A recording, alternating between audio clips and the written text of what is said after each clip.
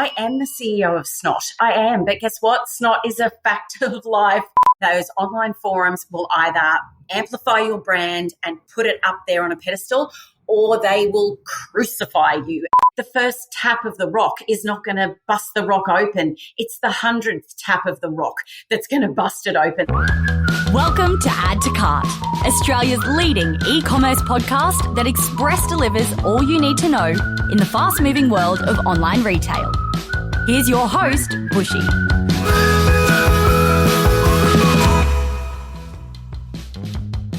Welcome to another episode of Add to Cart. I'm Bushy and I'm joining you from the land of the terrible people, otherwise known as Brisbane, Australia. On Add to Cart, we welcome everyone to share and listen to e-commerce stories. The more diverse, the better. I want to especially welcome the traditional owners and the original storytellers of the land that we are on, our Indigenous and Torres Strait Islander listeners, to join us in our e-commerce conversations and our community. Now, speaking of community, we are excited to have the Add to Cart campus open for access. What's the Add to Cart campus, I hear you say? Put simply, it's a learning community for e-commerce professionals. And it feels like it's what we've been building at Add to Cart for many years. Free to join, campus has lunch and learn webinars, the latest e-commerce resources, a job board, and a heap of ways to learn with industry professionals and your peers.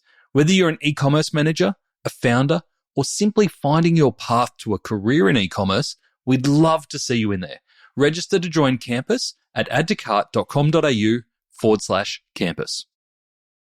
There's an old expression, where there's muck, there's brass. I actually hadn't heard it before, but I was told to say that. But in other words, follow the snot and poop trail to riches, if you want another way of saying it. It's pretty self-explanatory. It basically means that wherever things get messy, there's money to be made. Well, my guest today knows this only too well. Laura Klein is the founder and the CEO of Snotty Noses. Snotty Noses is a brand that pretty much does what it says on the tin, provides a practical solution for dealing with the bucket loads of snot that the babies and toddlers in our lives seem to generate from the moment they come into our lives. I think I mentioned it in this episode, but I got a bit of PTSD from some of the situations Laura talks about here. If you are not a parent or have had no experience with this phenomenon, you might want to look at Snotty Noses' TikTok channel to get up to speed.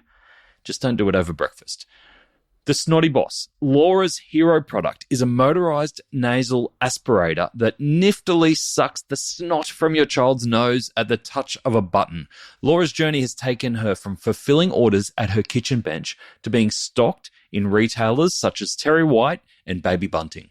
Today, Laura shares how she made the tricky move from selling someone's product to manufacturing her own. She gives her tips for successful affiliate marketing and tells us what she learnt from her recent warehouse upgrade. Now, Laura has also given our listeners a special discount on the products she has at Snotty Noses, so don't go away if you're in need of a little snot clearer. Details at the end of this chat. All right, thanks to our partners, Shopify Plus and Deliver in Person, here's our conversation with Laura Klein, founder and director at Snotty Noses. Laura, welcome to Add to Cart. Hey, Nate. Great to be with you. So great to be here with you. We caught up at the last Add to Cart social in Brisbane a couple of months ago. Yes, it was great. Thank you for putting that on. Oh, thanks for coming along. It was great to meet you and your team because we've kind of been in touch and we met at a digital social a few years ago. But I was blown away by the success that you've had since then and how fast it's happened. And we're going to get into all of that today. But in our pre-chat, I want to give people a little bit of an idea of where they're going. You said that you want to be Jane Fonda at 85.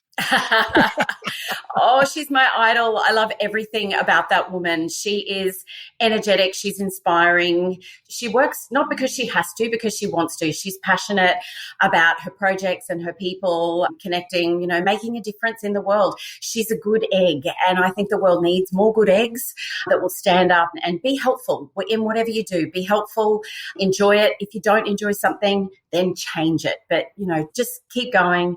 She's fantastic. I love it. That was such a great pre-chat. I feel like we should have recorded the pre-chat, actually. But we are here to talk about your business, which is Snotty Noses. And I had so much fun with Amy researching your business. And You know what stood out to me was some of the headlines. Like, you have the most cracking headlines about your business. For listeners, I'm going to give you an idea of some of those headlines. So headline number one, and this is in news.com. So we're not talking a dinky die community publication. This is news.com. Headline is, Mum makes millions from snot sucker. And then Sydney Morning Herald, snot and poop are a fact of life. You can't get better headlines than that. So glamorous, right? Oh my gosh. Can you explain? Sure. Look, it gets attention, and both of those newspapers, they love $1 million statistic, especially when it involves a mum.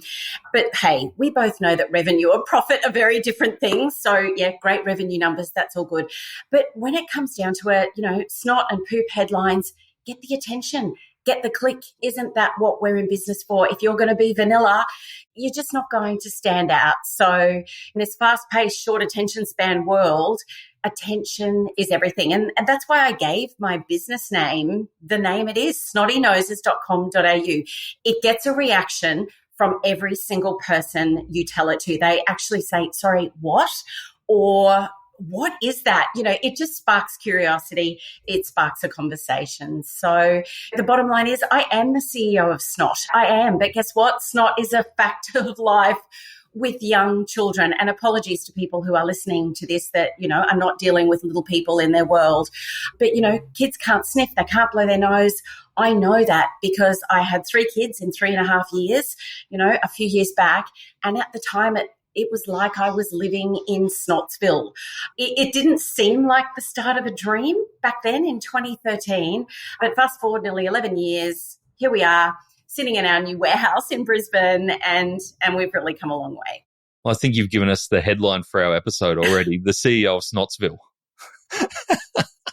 I'll take it. So tell me, I was actually at my brother and his wife's house, and they've got 2 young kids on the weekend, and there was a Snotty Noses sitting on the bathroom sink. And I was like, words I'm fond of hearing.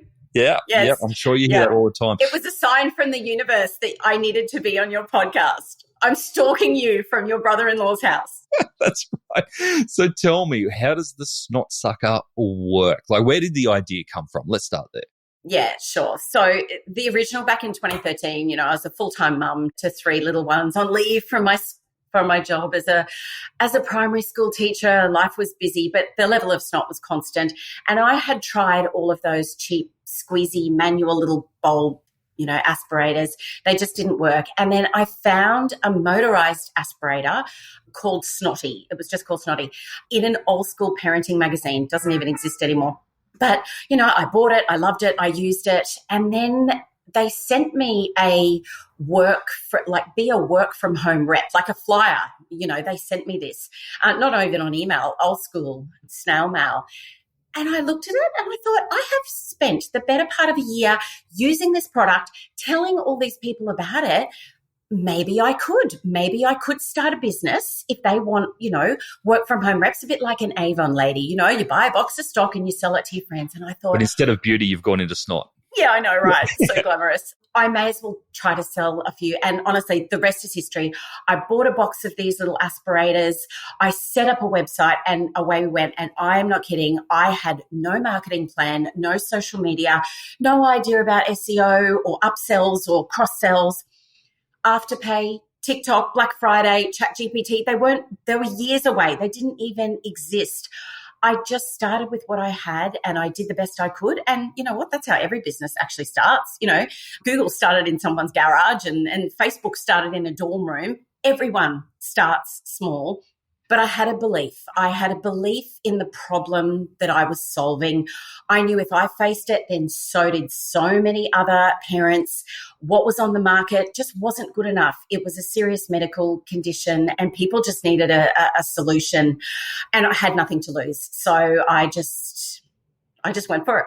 And when you had that original letter or pamphlet in the letterbox, was your immediate reaction to go, I'm going to sell this online? Or did you think about selling it door to door, setting up a shop, or was it always just going to be an online business? it was online. You could see that that was the way it was going. And I also had to be practical. I had 3 kids at home full time. I'm not going to door to door anywhere. Where am I going to be? I'm going to be at my kitchen bench. And on the right side of me, I'm making Vegemite sandwiches for the kids. And on the left side of me, I'm packing aspirators to send to a customer.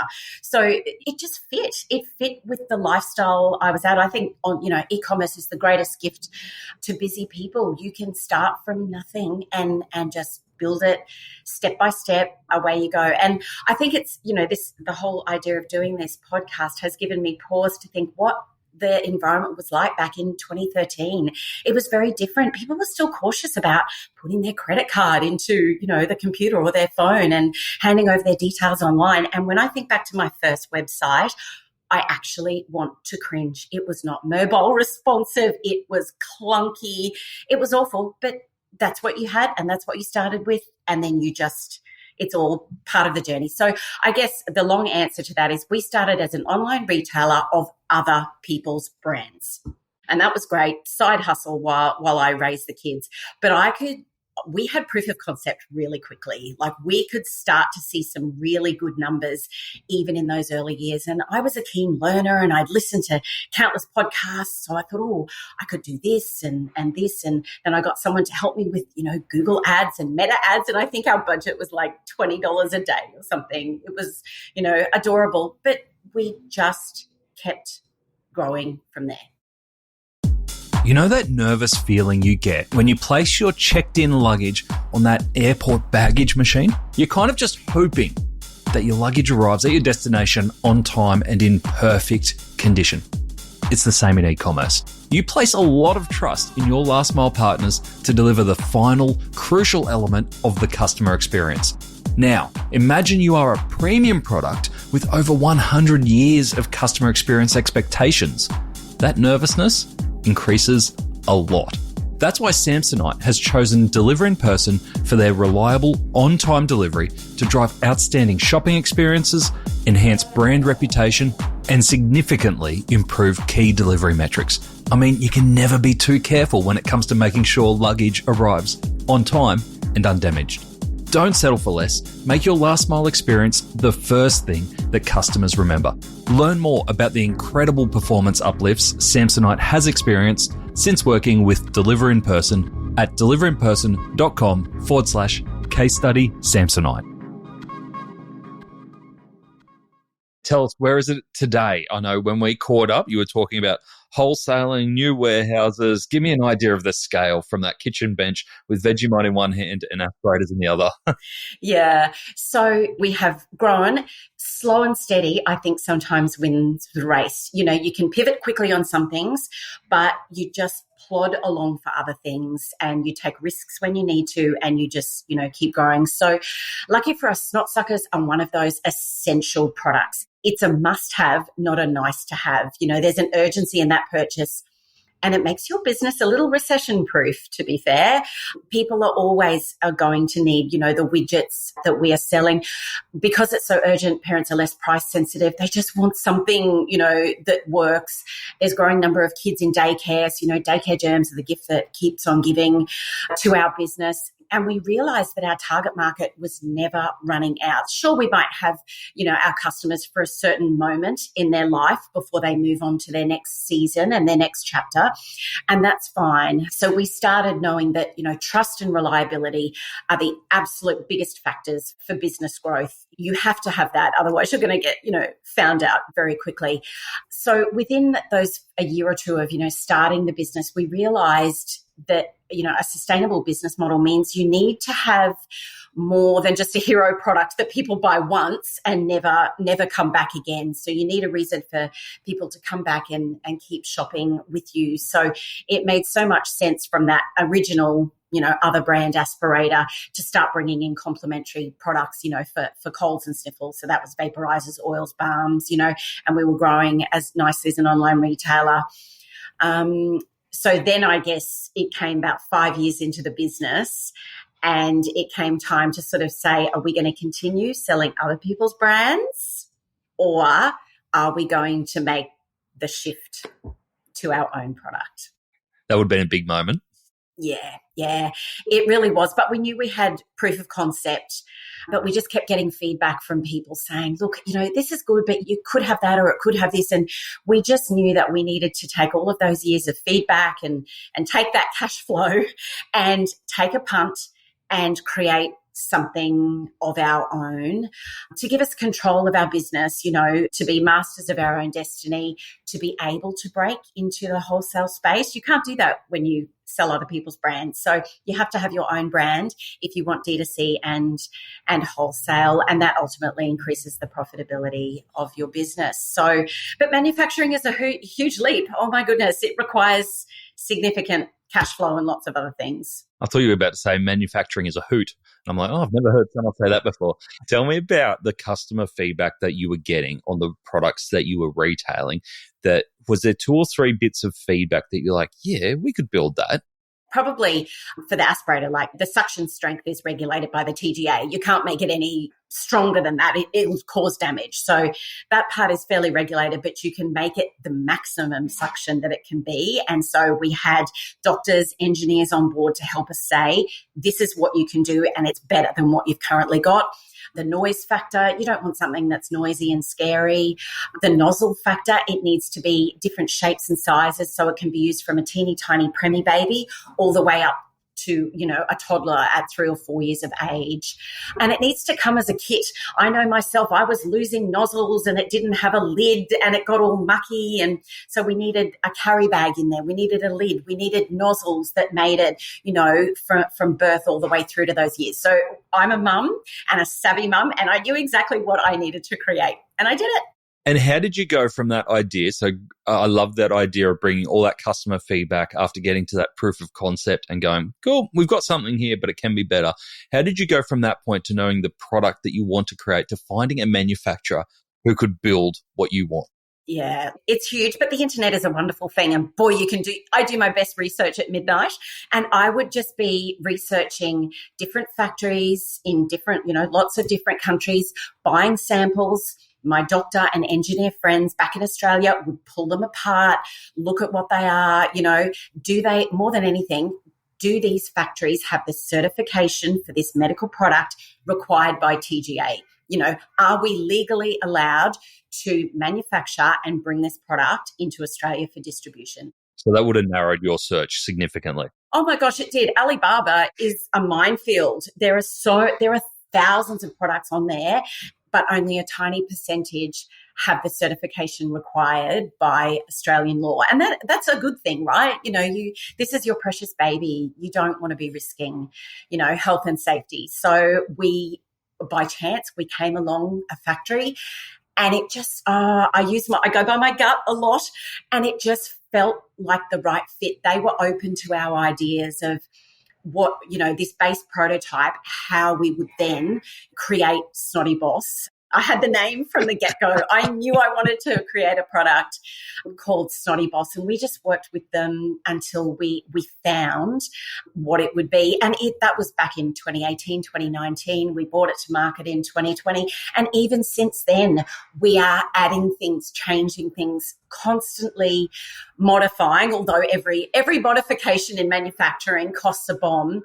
But if it makes it a better result at the end for the customer, then it's absolutely money well invested.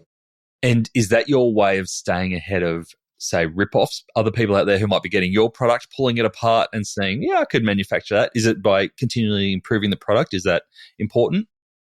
Yeah, that's absolutely one part of it. We're not really worried about rip-offs as such, because of the strict controls around medical products in Australia. Dodgy ones simply can't exist. But, in terms of competitors, there are a lot of other aspirator or vaporizer brands on the market, and that's just a natural part of business. Babies are an evergreen target market, so there's always going to be competitors. And actually, if you don't have competitors in your space, there's probably not enough demand for your products. So With the aspirator brands, we realized that some people prefer the old school manual type or, the parent suction tubes or the cheaper motorized one. And that's fine, because if you try to sell to everybody, you sell to nobody. So we know our niche market. We're confident in our premium product. We focus on, delivering great results for our customers. But I do chuckle when we're at the baby expos, talking face to face with customers, which is one of my favorite things. And they say, oh, I bought one of these cheap ones and it was terrible, and I wish I should have just bought yours from the beginning, and that's really nice. Yeah, I feel like exactly right. I'm glad you found us in the end, but, it gives us validation that what we're doing and maintaining that quality is absolutely the right fit for our business. Yeah, that makes sense. I'm really interested in that window because, I love what you're saying around a recession-proof product and, a continual market available for you. But my kids are 8 and 9 now, so we're out of that. And you gave me a bit of PTSD talking about childcare germs and all that sort of stuff. I'm like, oh, yes, I remember those days. But say you're that window between 0 and, say, 4, you've got a limited window there to reach new parents and, get them on board with Snotty Boss before kind of becomes irrelevant. How do you make sure that you get your brand and the discovery of your brand in front of those in that kind of 4-year window? Yeah. Well, 4 years is actually a pretty decent window. I'm happy with that. Better than, say, a breastfeeding product that may only have, 6 or 12 months. You've really got a good couple of years where this product is going to save you. So that works well for our business model. And I guess it just means you have to be everywhere. You have to be omnichannel in your marketing, in the availability of your product, which is why we are D2C. It's why we've explored the bricks and mortar partnerships that we have done. So, we are on a mission to be the sniffle solution for families, but without doing it in a big corporate sense, doing it with heart, doing it with trust, with honesty, with mums that have walked that journey and know exactly how stressful it is to have a sick baby, because the sick baby part is the guarantee of life. There's no question that little ones are going to get sick.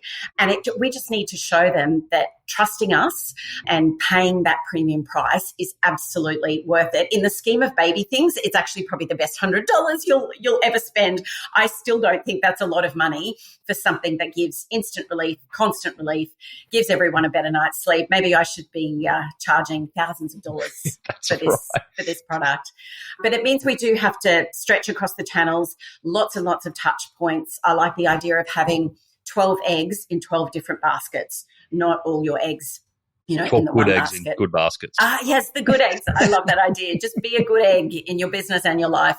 So we've got like organic search and organic social media, and then obviously paid search and paid social media. And, with Google, parents, if they're on Google looking for us, they already know the problem they have. They're in buy mode, and they're, when they type it, luckily our business name is also the product or the problem that they're searching for on Google. That wasn't by accident either, I have to say. So we come up pretty well and we do well with Google searches. And then, with TikTok or Meta, it's just about creating content that stops the scroll, that makes them curious, to make them say, what is that? Or it speaks to them in a way that this company understands the pain point that I have, so, social media is the gift that keeps giving. And then if we get them to our website, that's our shop front. So we are uber focused on building trust. That's why we've got all the banners of all the media and the stores that we were in. So people go, okay, this brand is real. They're based in Brisbane. They're real people.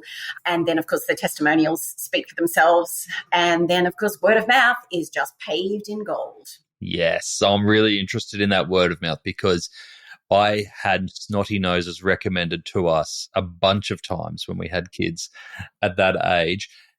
Do you have any processes or tactics in place to help amplify that word of mouth, or do you let it happen naturally? Oh, it'd be nice if you could control everything in business, but you can't. So you've got to make sure when people are behind closed doors, they're saying something nice about your business. It's like that old adage, if you love it, tell everyone else, tell everyone. But if you don't love it or if something went wrong, please tell us so we've got a chance to fix it. Things happen and people need help and that's fine. But I guess, the big buzzwords there, loyalty, retention, word of mouth, that is the goose that lays the golden egg, honestly. Snotty Boss is our hero product. You only need one of them. That's fine. But mum and dad's talk, the parent forums are alive and well with recommendations. And honestly, the amount of love that we get online, if you're selling a baby product, you'd better make sure it's good because you will live or die by the sword. Those online forums will either amplify your brand and put it up there on a pedestal, or they will crucify you. And I am glad to say we're on the pedestal, not on the crucifixion. So return customer rate for our website is around 27%. So that's good. Obviously, it's something we want to build even further. But for that one hero product and then those other complementary products that, like balms, essential oils, they're all consumables. So people have a reason to keep coming back. But yeah, word of mouth is huge. We want every parent at every local playgroup and daycare centre raving about, Snotty Boss and recommending it, not because there's anything in it for them, just because they love it. I recommend brands all the time that I love. I have a good experience and, happy to recommend. And people just tag us on social media all the time. Like, honestly, we've got content creators in-house, but sometimes it's, they make the best videos and they just post it and it's like, oh my goodness, can we use this in an ad almost is what we're saying to them. It's crazy good. And they're like, yeah, that's fine. And then of course they become an affiliate, and we haven't even touched on affiliate marketing. We can talk about that later, but affiliate marketing just makes sense for a product like us. Why wouldn't we be sort of saying, yeah, recommend it to your friends and you can have a cut of it as well, and we sell more widgets. It's a win-win. How do you do that? Do you put that out there? So say someone creates a great video of a snot sucker, it's got the Snotty Boss featured, might be a bit funny, might be a bit real, and then you go, this is great, they've tagged you in it, reach out and go, hey, can we use this? And they go, yeah, no worries. And you go, hey, we've got an affiliate model. Is that only for people who are professional content creators, or can you do that for anyone? No. It is for anyone, because affiliate is about being real and raw. And those micro influencers, even with like 1,000 followers, they are 1,000 loyal followers. They trust what that person says because they know that they're not doing it for the big bucks that the 100,000 or 200,000 follower people have. Nothing against them either. They absolutely have a place in this world, but those micro influencers are just gold. We offer them, no pressure, like join our affiliate program. We've got one of our team members that, introduces them to it and walks them through the process. They can post as much or as little as they like, but they know that when they do, they have a code, and when it gets used, they get a clip of that sale. So it's a win for them, it's a win for us, and it's a win for their consumer that bought a really good product and is forever grateful to that person for telling them about it. So yeah, haven't seen a downside to affiliates yet. What platform are you using to keep that really simple and straightforward? GoAF Pro is what's been recommended to us, and it is working really, really well. It's a set and forget, very intuitive, doesn't take a lot of management to keep it running, which is great. Cool. I'm really interested in what you've been saying around you've got a niche product, you do it so well, you've got high trust, been in market for a long time, great customer base, you're marketing across all channels to really ensure that you hit people at the right time. Surely there's been a temptation to go broader into breast pumps, into shushes, into baby clothes. Now that you've got the market, you've got the trust. Nope. I'm going to say the riches are in the niches. Like, it truly is it. There's enough scope in the niche that we have to make a profitable business and for us to do it well.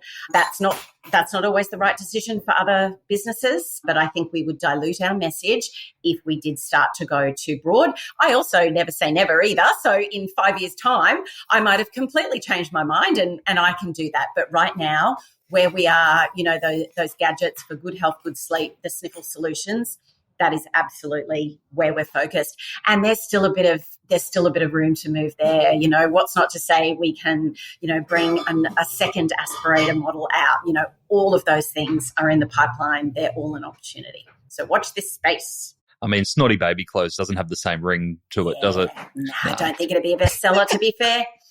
And so from a scale perspective, is then the focus, we're going to talk about wholesale in a sec because what you're doing there is really interesting. Is there a global ambition as well? Look, every now and again, the global genie comes out of the bottle and we say, oh, maybe we should. And look, we actually already sell, we have an Australian website, which is the .com.au, but we already have an international website that doesn't sell any other product except Snotty Boss. And so it just chugs away there. So we have, when we launched it, we got inquiries straight away from Iceland, France, Hawaii, Alaska, like South Africa, all these places. Can we buy Snotty Boss? And we went, oh, well, our Australian website's not going to facilitate that. I made an international website on a weekend, you know, off a template, and it actually converts really well. So we already can send Snotty Boss overseas, but it's all sending it from here in Australia. So I guess the point of international is potentially looking at expansion channels through Amazon. I mean, Amazon Australia is very kind to us. We do really well there. So Amazon can be a really safe way to dip your toe into international markets. And then the next step would be a country-based distributor that has the distribution rights for Snotty Boss. They're all on the table, all that's possible. Sense. Yeah. And by using Amazon to test the waters internationally, are you using fulfillment options by Amazon as well? Absolutely, yeah. Yeah, definitely the way to go. That's what we do in Australia, and that's certainly what we will do when we go overseas to a couple of different countries that Amazon services.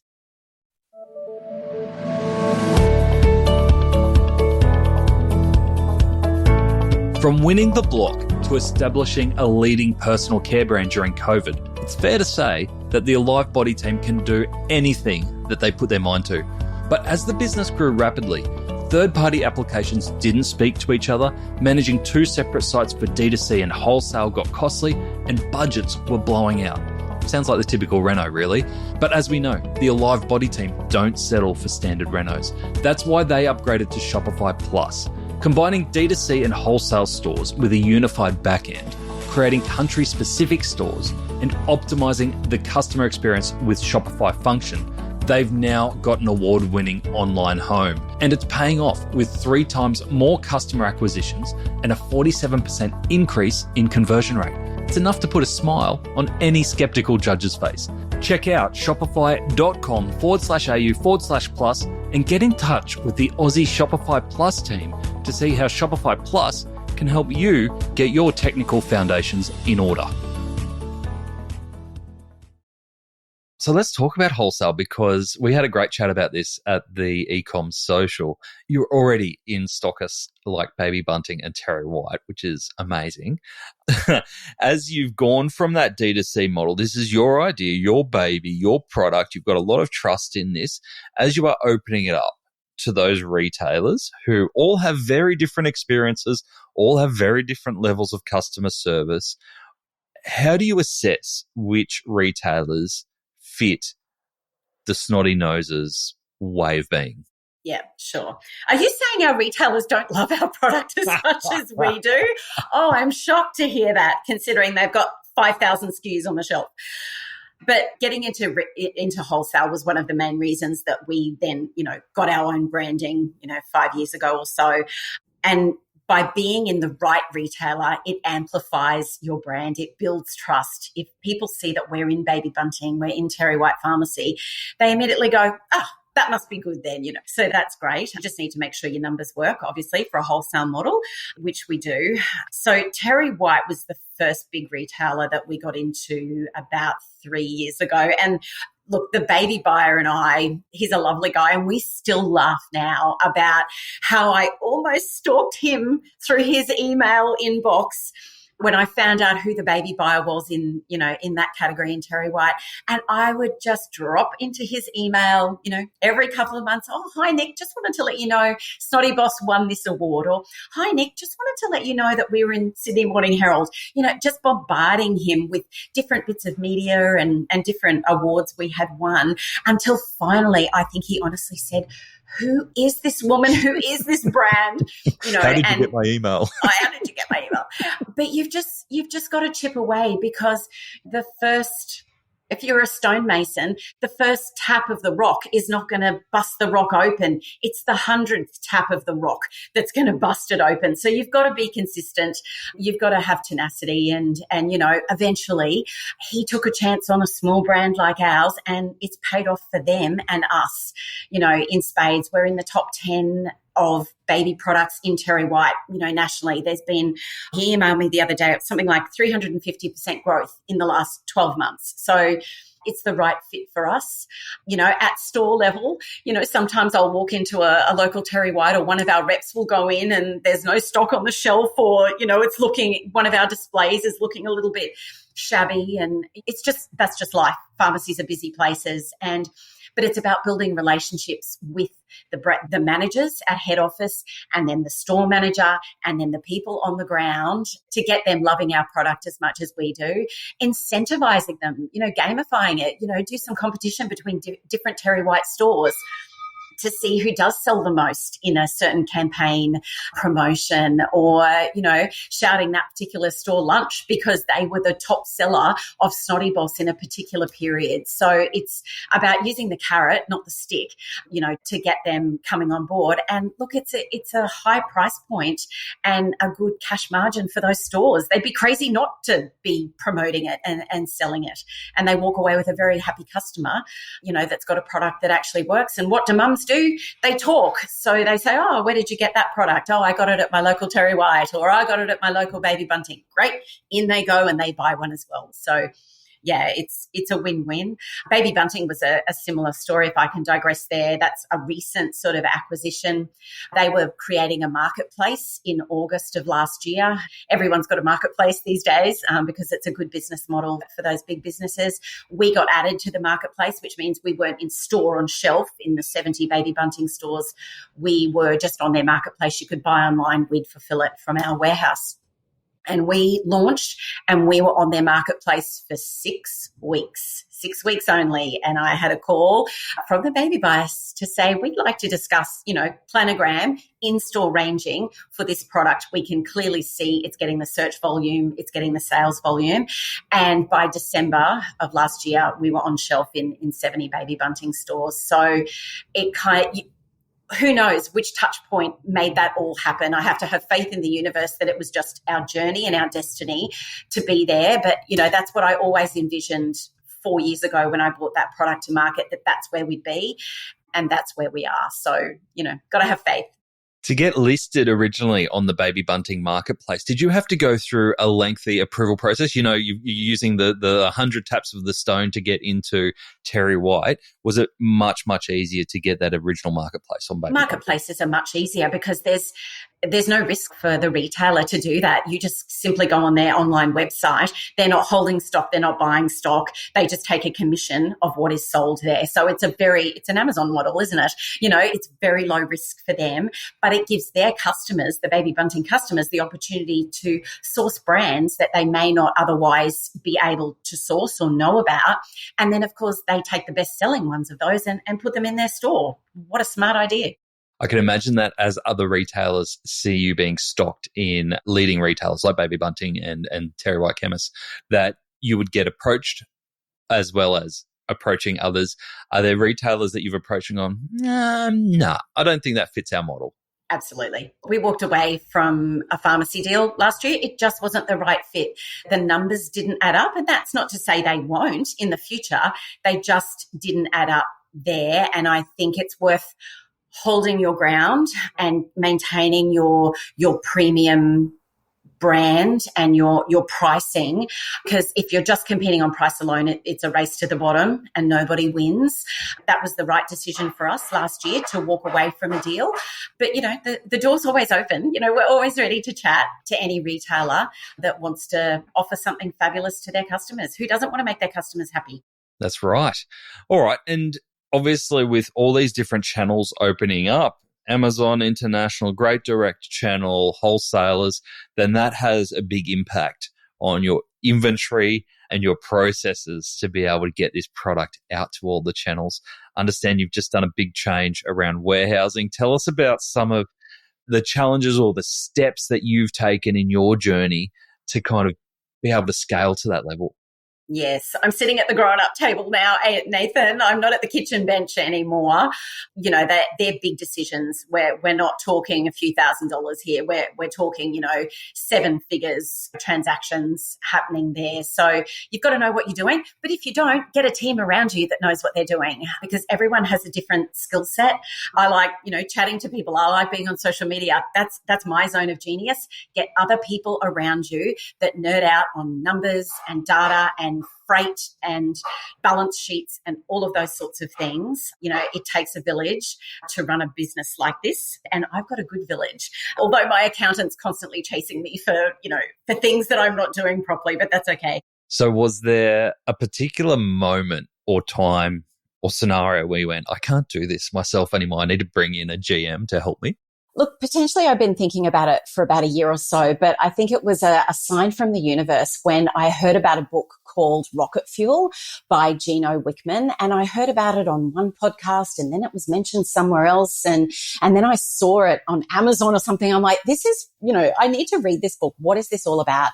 And it's that idea of within an organization of, not a startup when there's 1 or 2 people, but when you get about 5 to, 100 people working in your organization, you really need to start putting some structure in place. And we had 5 people already working in our Brisbane office and a number of different sort of contractors working remotely. And it was just, that was the tipping point where we're going, 5 to 6. I really need someone to help me to sit at the top of the tree with me, be my partner, but I am the visionary and they are the integrator. And that's a key yin and yang relationship between the heads of a company.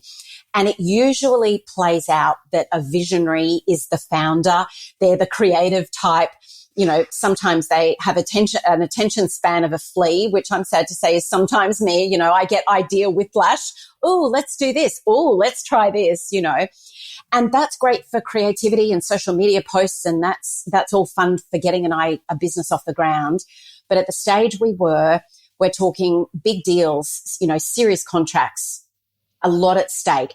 I needed someone with a much more integrated, focused mind to manage all levels of the business, which is, the finance, the inventory, the people, and everything that trickles down from there. So whilst Hannah and I get along very well, we have completely different zones of genius that are complementary to one another. If I asked Hannah to do a TikTok video, she might melt down before my eyes because that's not her job. That's not what she's here to do.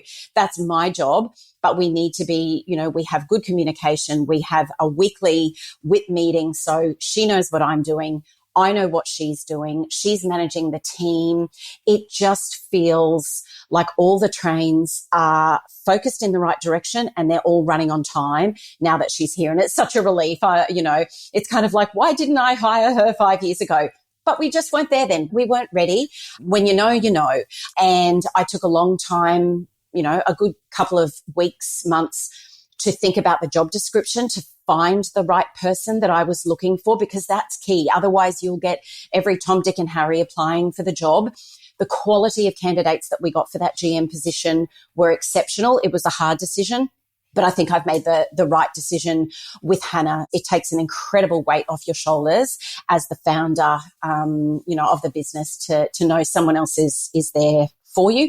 And so now there's a team of 7 of us in the Brisbane office, which is amazing. And I have to say, we've got people in their 20s, 30s, 40s, 50s, and we've even got a staff member in her 60s. And it just is a vibe. It just works.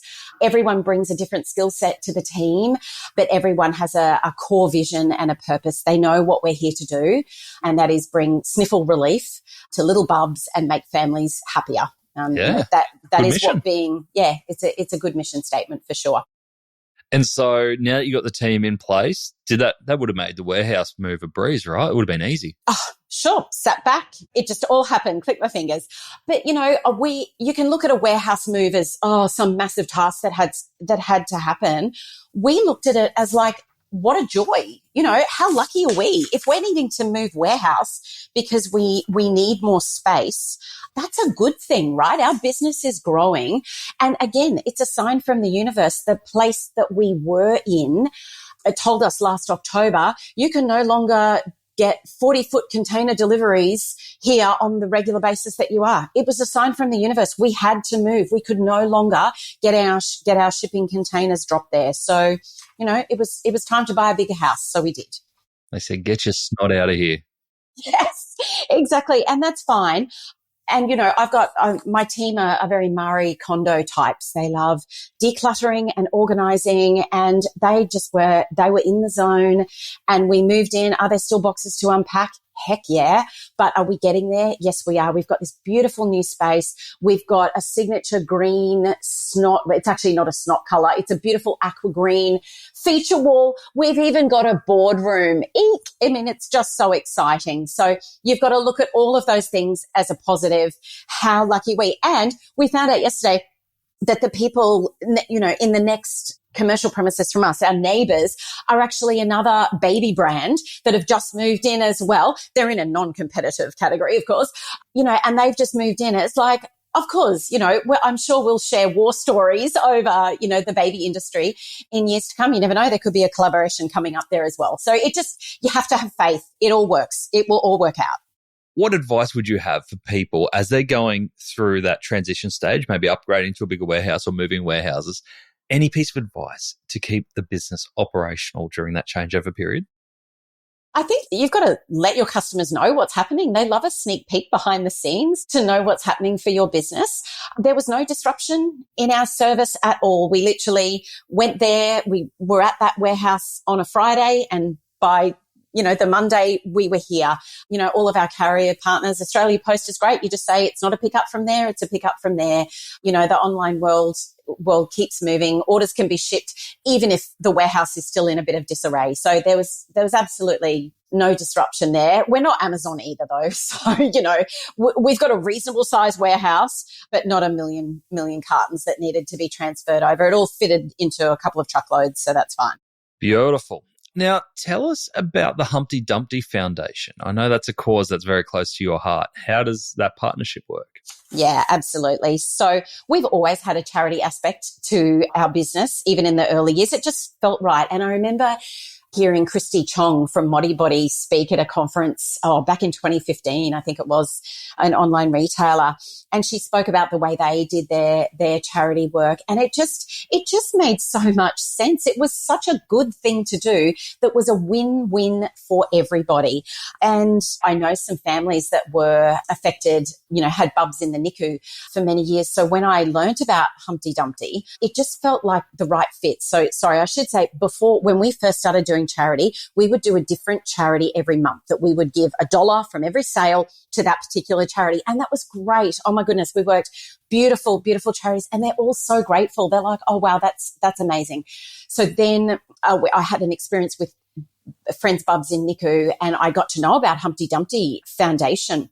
And they actually buy a piece of medical equipment for different hospitals all around Australia. The hospitals literally put a wish list of the equipment they need on the Humpty Dumpty website, and people can go there, and if you can afford it, you can buy the whole machine, or you can donate money towards a portion of the machine. And we have bought so many machines for this foundation over the years, infant warmers, ventilators, practical things. I'm all about practical things, right? It just felt like the right fit.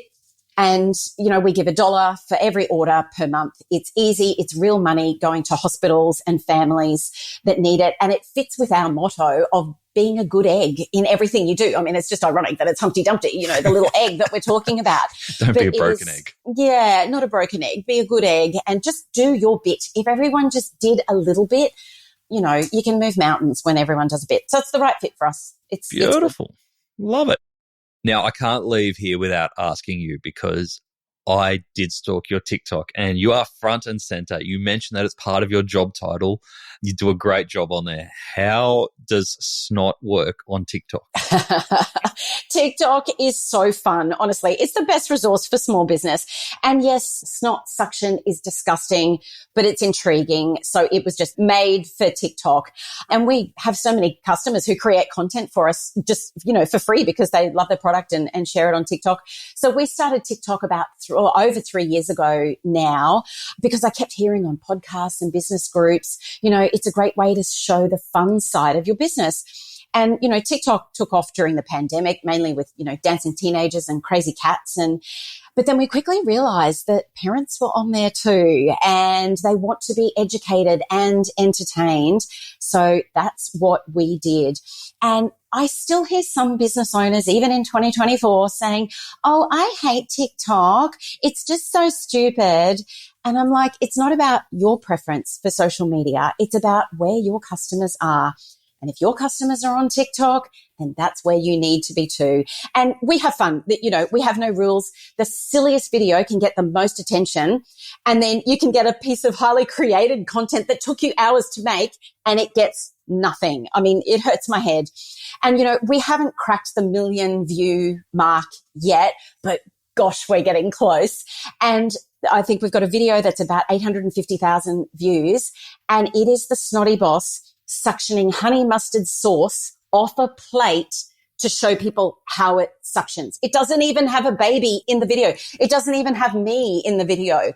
That's the one that hit the spot. So who knows? That's bizarre, because everything around human behavior goes, well, babies are great for, TikTok, and founders are great. People you're talking about mustard being sucked off a plate. Yeah. Maybe it's the ASMR, it's the sound of that suction. I won't repeat it here, but, it's pretty satisfying. But we've had lots of fun, baby videos and silly old me dancing in the warehouse, that they go well as well. Look, people buy from people. They want to see the business owner. They want to see the peek behind the scenes. I think it's boring, me packing a parcel, but apparently other people find it intriguing. So I'm up for all of that.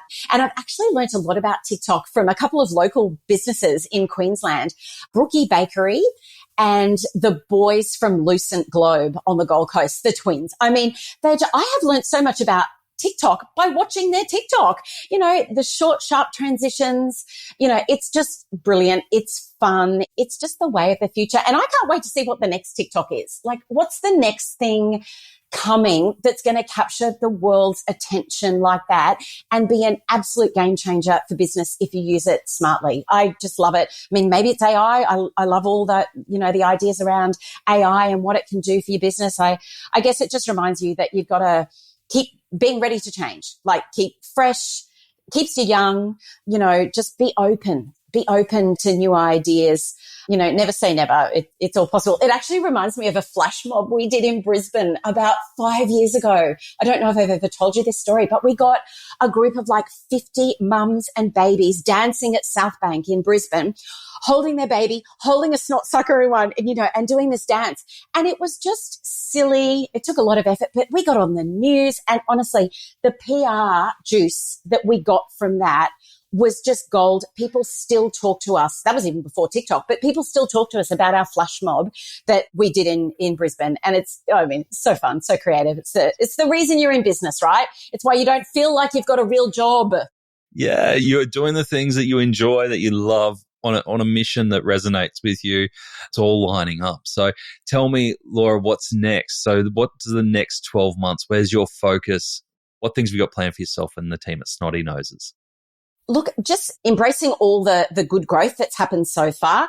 Take a moment, breathe, and work out a plan for the next stage. So you can't just go from one thing to the next, to the next, to the next. We might need a little bit of time of stability, but we're always open to new opportunities. Yes, there is a new pharmacy deal happening right now that I can't tell you about. Sorry, we'll do an update in a year's time and I'll tell you.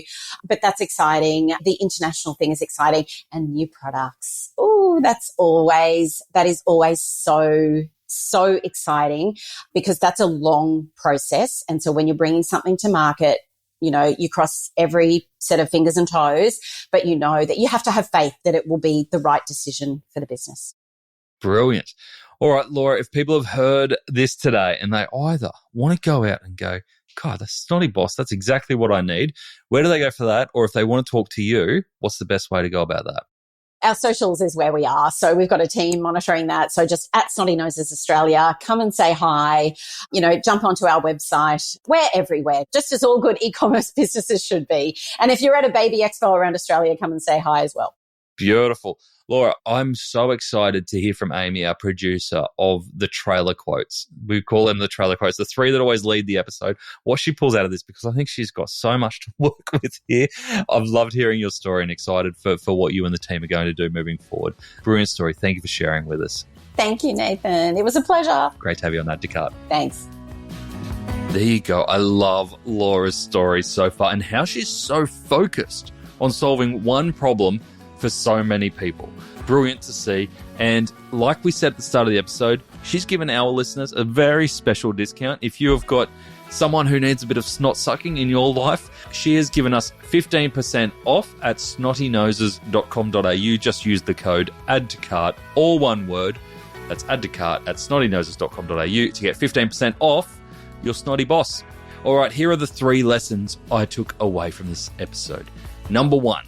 Wholesale is gritty. It feels like this is such a big topic for DTC at the moment, is how do we get into retailers? But unlike distribution through Amazon, wholesale retail, it's a gritty game and it occurs over a long time period. There's a lot of guessing email addresses to the right people, giving updates over a long period of time, and one-on-one negotiation to get in.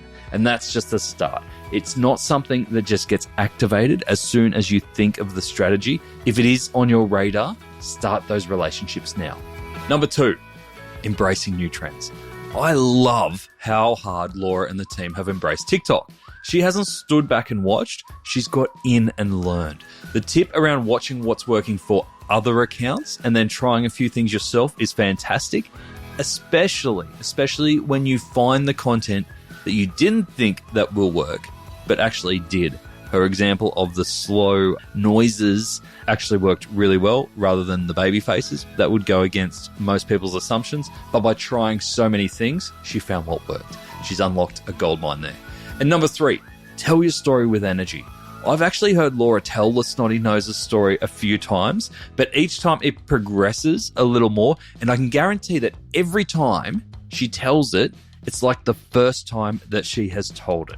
As a founder or a leader in a business, that is such a fantastic trait to get others as excited as you about the mission, no matter how many times you've told the story. Before you go, we'd love to invite you to join our free e-commerce learning platform, Add to Cart Campus. Meet other professionals and learn from e-commerce experts to take your business and your e-commerce career to the next level. Register to join Campus at addtocart.com.au/campus. Now, if you enjoyed today's episode, make sure you share it with a friend or a colleague, or even better, leave us a review on Spotify or Apple. It really makes a difference.